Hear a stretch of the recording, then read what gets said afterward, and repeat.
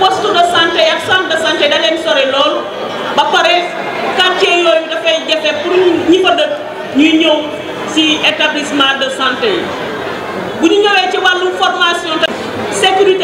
école yi wala sax matériel bi nga xamante ne moom la ñuy soxla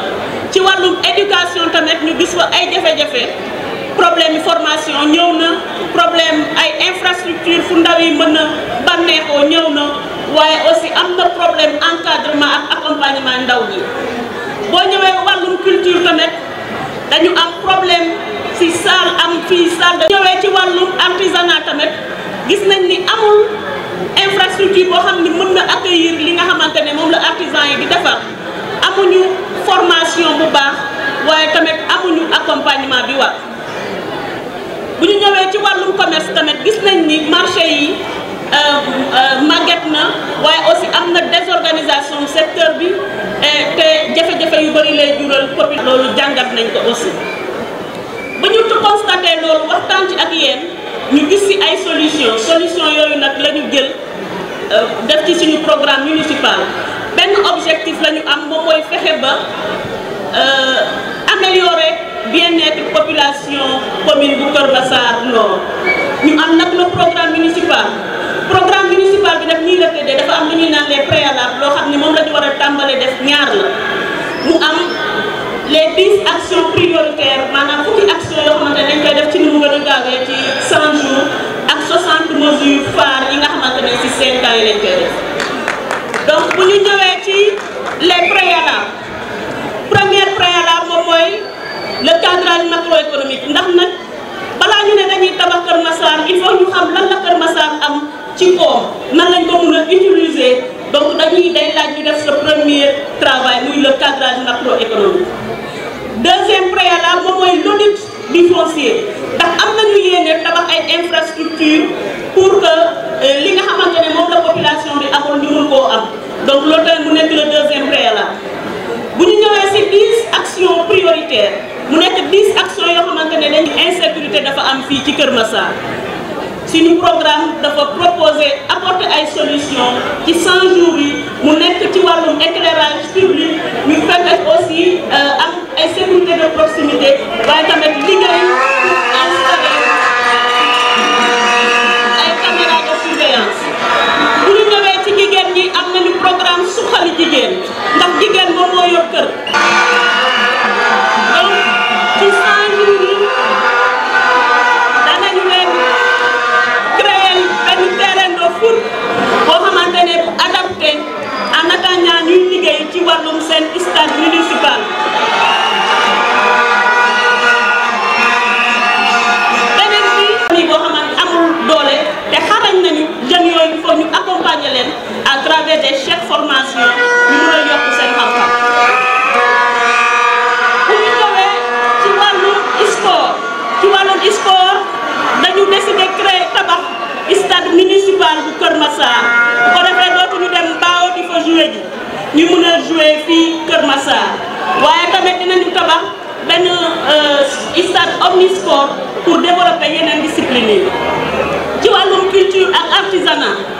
am na village des arts de Kër Massar bu ñuy créer waaye tamit tabax fi lu ñu naan palais artistique et culturel ndax suñu diine dinañu yokku taxawaayu commune bi ci wetu église bi waaye aussi ci wàllum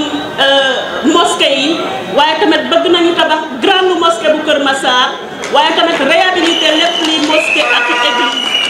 waaye tamit yokk formation bi si wàllum santé dañu bëgg a tabax ay infrastructure sanitaire waaye aussi def lu ñu naan la promotion du commerce des services de santé si wàllum gouvernance numérisation état civil